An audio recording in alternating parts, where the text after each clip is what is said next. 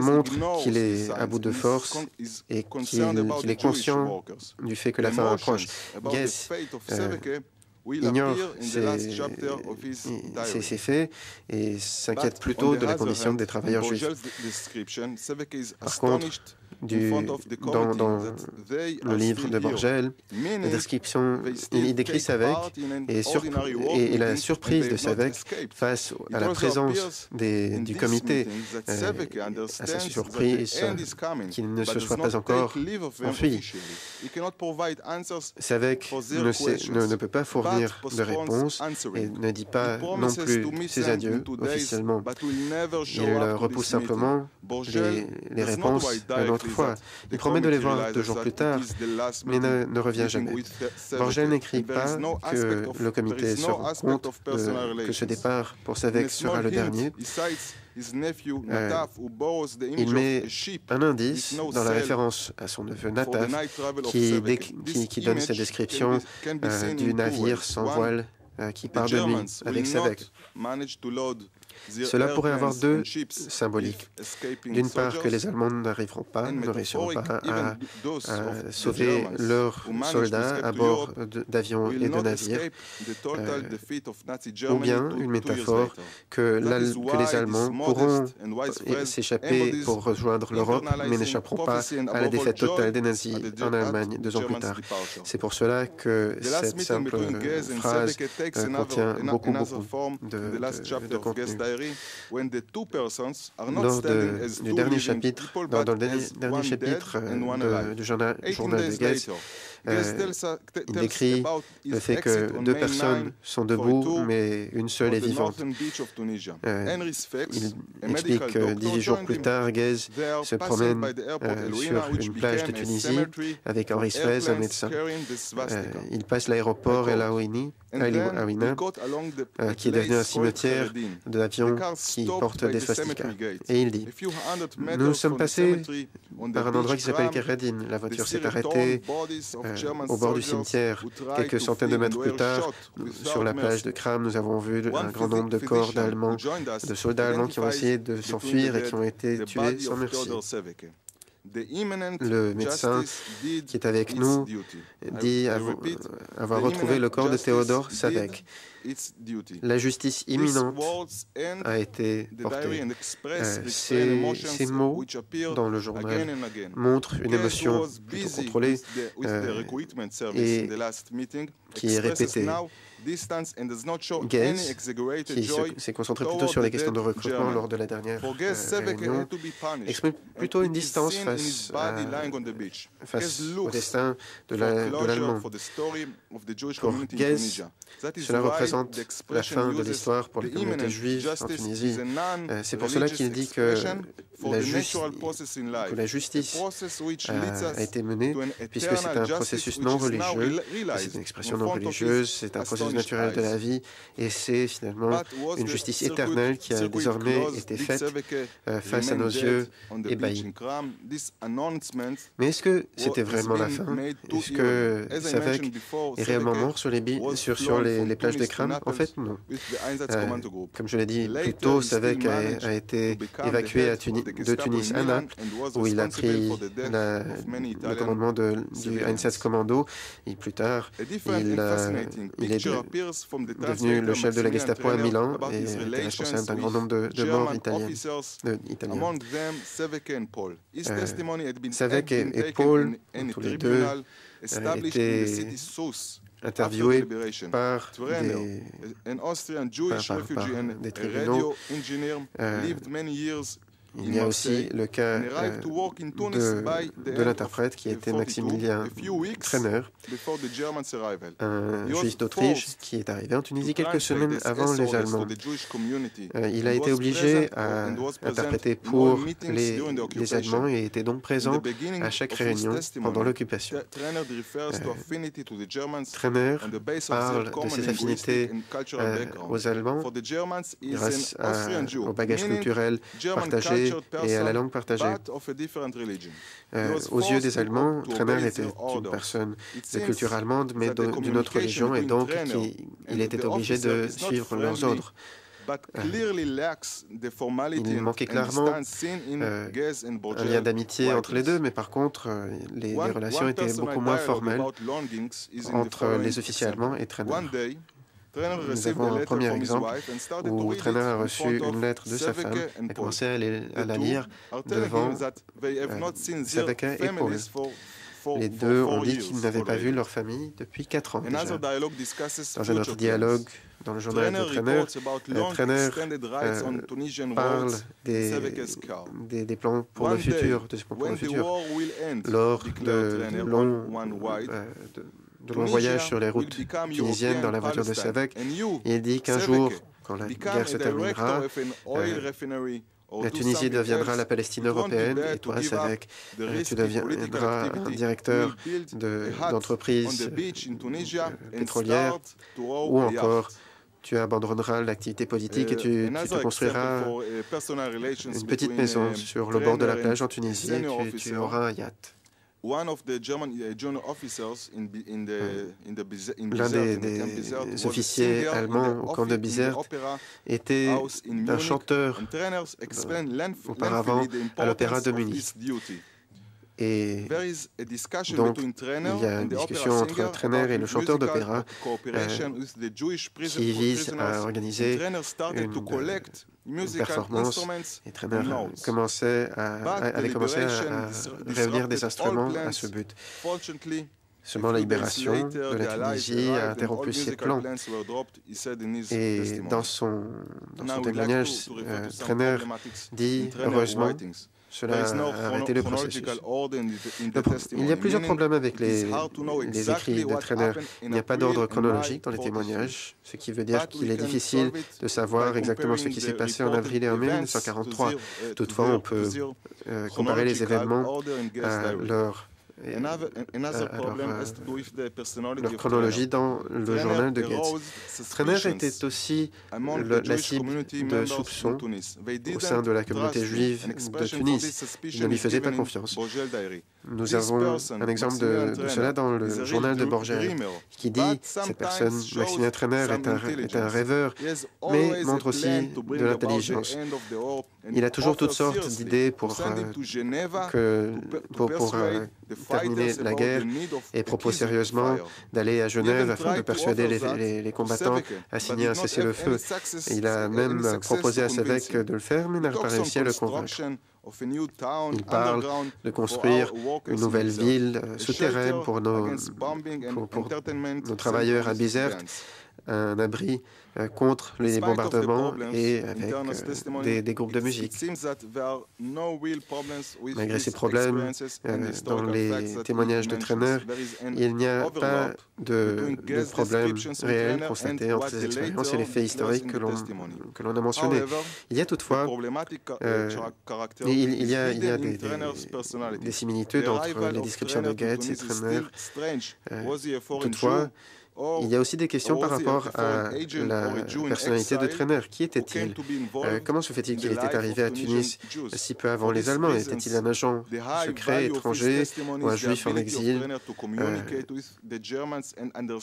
Pour toutes ces raisons, le témoignage de Trenner est utile et précieux pour sa capacité à communiquer avec les Allemands et à comprendre leur culture.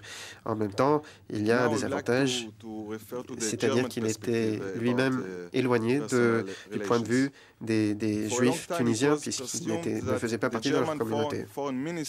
Enfin, il y a Rudolf Rahn. Pendant une longue période, nous avions assumé que le ministère des Affaires étrangères allemand n'avait pas participé aux atrocités pendant la Deuxième Guerre mondiale. Ceci a été montré faux ces dernières années.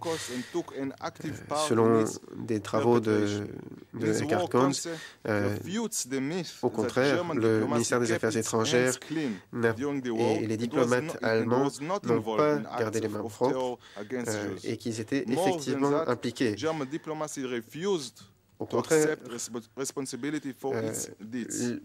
les diplomates allemands ont refusé d'accepter la responsabilité pour leurs actions, Ces recherches et ces travaux ne prennent pas en compte, par contre, les activités des unités SS concernant les Juifs tunisiens pendant la guerre et la coopération entre ces forces et les diplomates allemands en Tunisie. Je pense que la Tunisie sous occupation allemande représente un exemple de coopération.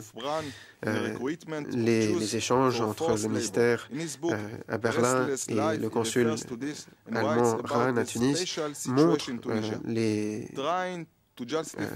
activités. Dans son livre, Rahn essaie de justifier ces actes et qu'ils ont essayé de faciliter le processus de recrutement des travailleurs en permettant à la communauté de sélectionner les hommes juifs qui allaient participer aux travaux forcés. Il a aussi essayé d'expliquer qu'il était simplement en train de suivre les ordres de Berlin et que lui-même n'avait pas le désir de mettre en place ces politiques. Pourquoi est-ce que Rahn a été aussi dominant au sein de l'occupation allemande en Afrique du Nord et qui était-il? Eh bien, Rahn a commencé à travailler pour le ministère des Affaires étrangères allemand en 1928. Ensuite, pendant 15 ans, il a travaillé dans un nombre de pays européens. En juin 1941, il a été envoyé en Irak et en Syrie. Rahn était apprécié, il était talentueux et parlait le Hauptdeutsch ou allemand du diplomate. Rahn, dans un cas que l'on parle à Mühlhausen, le 7 mai 1943, il dit « J'étais seul dans la grande maison qui tout d'un coup ressemblait à un fantôme vide, gris, avec des grands murs. On pouvait voir du toit les corps armés américains qui entouraient la ville de Tunis. Les feux étaient visibles aussi, et il était difficile de respirer. Nous entendions encore des coups de feu. Ils étaient prêts. Il était l'heure de partir.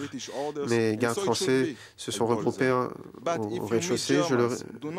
Je suis parti. Je leur ai dit que si vous rencontrez des Allemands, n'oubliez pas que l'on vous a traité d'amis et que nous n'avons pas répandu ne serait-ce qu'une goutte de sang français en Tunisie. Le 8 mai, très tôt le matin, je suis allé à Cabon, j'ai rencontré le général von Arnim. Il m'a accueilli.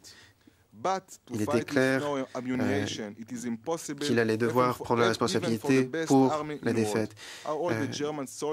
Mais de lutter sans ammunition, ceci était impossible même pour la meilleure armée du monde. Comment est-ce que les soldats allemands comment les soldats allemands avaient souffert dans ce climat. Un avion était censé venir me chercher, mais il a été abattu et descendu. Il y avait un chaos. Nous avons conduit à un aéroport ou un avion à l'est de la péninsule où un grand groupe de personnes attendaient pour être ramenées en Italie. J'ai reçu un radiogramme de von Arnim qui me disait d'aller à l'ouest de la péninsule. Il faisait très sombre et au-dessus nous pouvions entendre les avions ennemis. Sur la route, des véhicules allemands, italiens se dépêchaient à aller d'est en ouest et de l'ouest en est, comme des lapins qui étaient chassés. À minuit, nous sommes arrivés à l'aéroport Kouchoura. L'endroit était un chaos incompréhensible. De tous les côtés, il y avait des avions à cargo, mais qui ne volaient pas. Le matin est arrivé et le soleil a chauffé et puis le jour est passé. Ensuite, j'ai entendu une voix que je connaissais. Un officier de l'armée de l'air allemande a dit « Mais n'est-ce pas un avion allemand ?» Oui, bien sûr. Après une troisième tentative, un avion allemand a atterri. Le pilote a crié « Ici, c'est l'enfer. Il vaut mieux être à Stalingrad qu'au Cap Bon. Mais que faites-vous ici? Vous n'êtes pas censé être là. Et il a parlé d'un aéroport dans le sud de la Tunisie. Et on lui a dit en fait qu'il y a déjà des troupes américaines à l'autre aéroport. Nous sommes montés rapidement dans l'avion et puis nous avons décollé. Dans le noir, nous voyons les feux de Tunis en dessous. Nous pouvions voir petit à petit l'Italie et la plage sicilienne. L'avion a été touché par des tirs. Il a été difficile d'atterrir. Nous pouvions entendre à la radio les messages des pilotes. Nous avons été tirés. On nous a tiré dessus. Nous sommes en train de descendre. Finalement, nous nous sommes retrouvés à un aéroport à Rome, fatigué et sale. Et je vais passer à la conclusion tout de suite. Donc, l'opération Torch a été le tournant dans la guerre et le catalyste pour l'évacuation de l'axe de l'Afrique du Nord. Grâce aux écrits de Gazi de Borgel, nous avons appris qu'il n'y a pas eu de lien proche entre eux et Savek. Les témoignages du juge autrichien Tremer ont montré qu'il était le seul à avoir créé une relation un peu plus importante, mais sa crédibilité est en doute. Le diplomate Rahn ne parle pas du tout du sujet juif dans ses mémoires des derniers jours et nuits des Allemands à Tunis. En ce qui concerne les personnalités qui ont fait partie de cette histoire, et finalement, selon la prophétie selon laquelle les Juifs n'allaient jamais voir les Alliés arriver, a été prouvée fausse. Merci à tous les intervenants. Je comprends que les préparatifs ont été longs et que chacun veuille tout exposer. Ça nous laissera très peu de temps pour la discussion, mais vous ne serez pas frustrés si les organisateurs le permettent bien. On pourra prendre un quart d'heure. Très, très bien. Alors, merci beaucoup. On pourrait vous écouter longtemps s'il n'y avait pas une autre communication.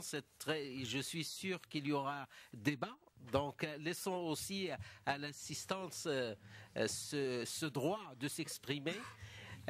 Donc, dernier intervenant, et je vais vous presser aussi, vous allez m'en excuser. Oui. Alors, Youssi Bril, il va nous parler, lui, des réfugiés juifs au Maroc. Non. It's the last one. Et il va nous parler de last moments, personal relations between Jewish leaders and German officers. Donc les derniers moments, relations personnelles entre les dirigeants juifs et les officiers allemands au cours des derniers jours de l'occupation allemande en Tunisie. You will never see the Anglo-Saxons. Voilà, donc, selon un officier SS, Theodor Savek, vous n'allez jamais voir les anglo-saxons. Theodor Savek a émis ces mots en avril 1943.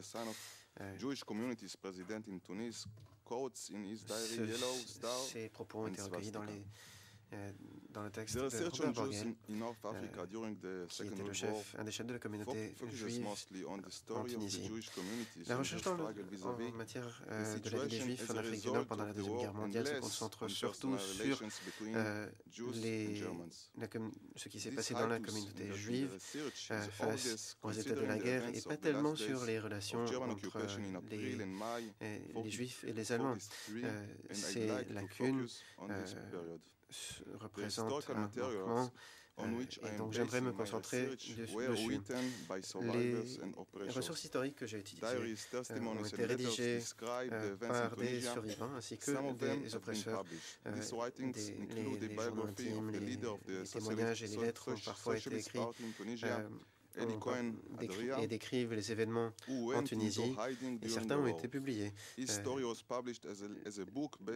par exemple, d'Eli Cohen Adria, qui était le chef du Parti socialiste en Tunisie, a été publiée en livre, et par sa fille.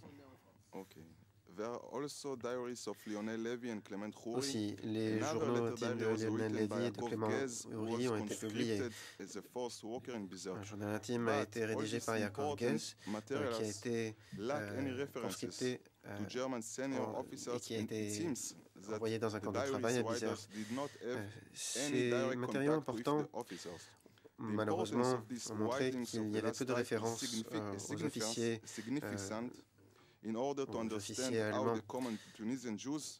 Il est difficile de comprendre comment la plupart des Juifs ont évité, les dirigeants juifs ont évité un contact avec les dirigeants parmi les officiers allemands. Parmi les ressources que j'ai utilisées, il y a eu plusieurs journaux intimes, l'un par Robert Bourgel, l'autre par Moll Gage. Ces documents ont été le produit de négociations avec les officiers SS 2 fois par jour. J'ai aussi utilisé un texte préparé, un témoignage par Maximilien Trenner, un juif d'Autriche qui a été interprète auprès des Allemands. Par ailleurs, donc il y a aussi des membres de la communauté juive qui connaissaient bien les officiers allemands et qui décrivent les expériences vers la fin de l'occupation en Tunisie. Les 3 œuvres ont été rédigées du point de vue juif. Le point de vue des Allemands était très différent. Suite à l'arrivée des Allemands en novembre 1942, le commandement allemand était divisé en 3. Il y a eu le commandement militaire sous Nehring et von Arnim, qui a été très actif pendant l'hiver, a mené une guerre défensive. La deuxième branche est la force SS à Tunis, qui a été dirigée par Rauf. Et le troisième groupe, issu du ministère des Affaires étrangères allemand, était le consul allemand en Tunisie, Rahn, et son assistant Mollhausen. Les 2 derniers groupes se sont engagés dans des négociations avec les Juifs. Les dirigeants allemands n'ont pas laissé de témoignages détaillés sur les événements qui ont eu lieu en Tunisie. Il y a eu une exception, le diplomate Rahn, qui a publié ses mémoires après la guerre sous le titre Une vie difficile, Ruhelose Leben, et qui décrit la défaite et la souffrance qu'il a vécue en Italie, mais parle peu de la Tunisie. Son assistant a également publié un mémoire, mais les 2 œuvres ont peu de références sur les événements en Tunisie et ont plutôt décrit la création de la République de Salon sous Mussolini. Étant donné que ces documents ne parlent pas de la Tunisie, j'ai essayé d'utiliser les textes et d'étudier l'ensemble des textes qui pourraient éventuellement mentionner des contacts entre les chefs de la communauté juive et les dirigeants allemands.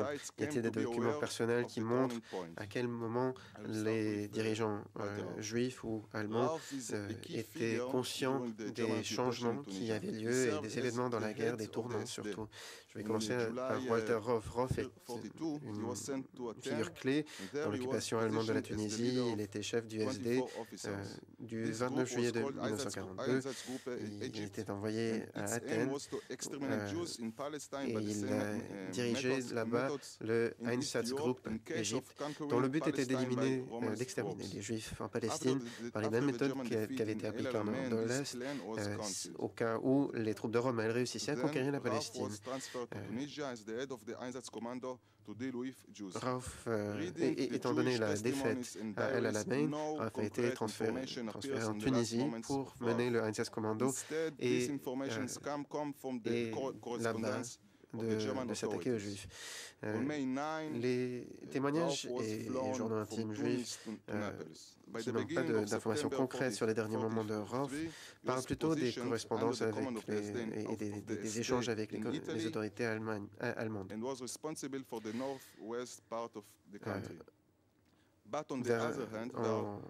Le 9 mai, en septembre 1943, Rauf est parti en avion de Tunis à Naples, où il a pris le commandement de la région nord-ouest de l'Italie. En 1948, Rauf a été emprisonné en Italie et plus tard s'est échappé et est parti en Syrie et ensuite en Amérique du Sud.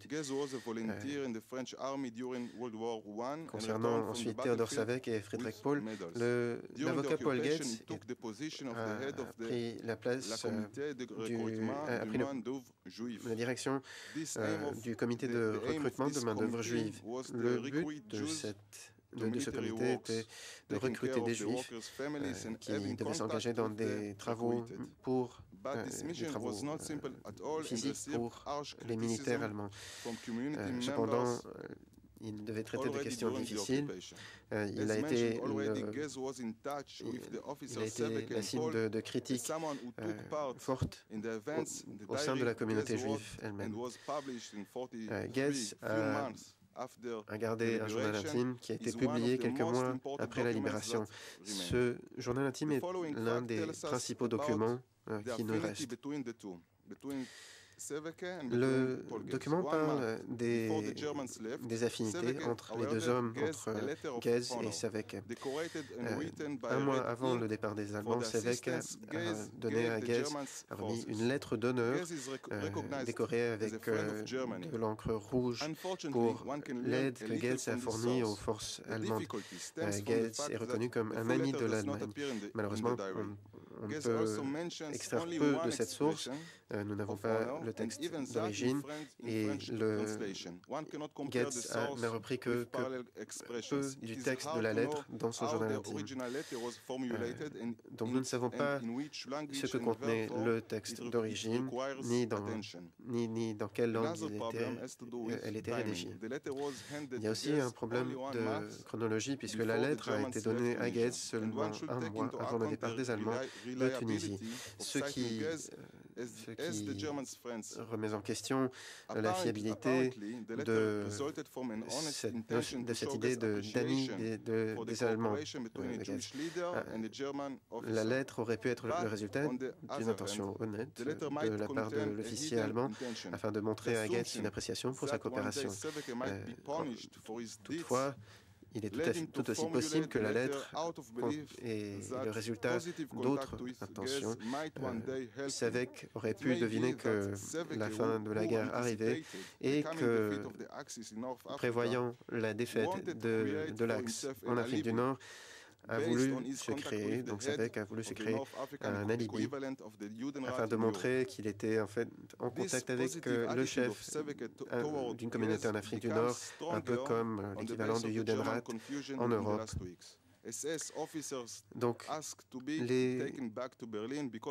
cette attitude positive de Savek envers Getz se renforce au fur et à mesure de l'approche de la fin de l'occupation allemande. De plus en plus d'officiers SS demandaient à cette période d'être rapatriés à Berlin pour toutes sortes de problèmes, notamment des maux d'estomac.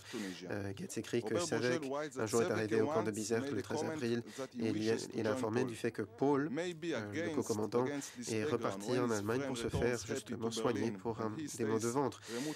Paul ne réapparaît pas plus tard dans l'histoire. On apprend qu'il est resté en Allemagne et a quitté la Tunisie à ce moment-là.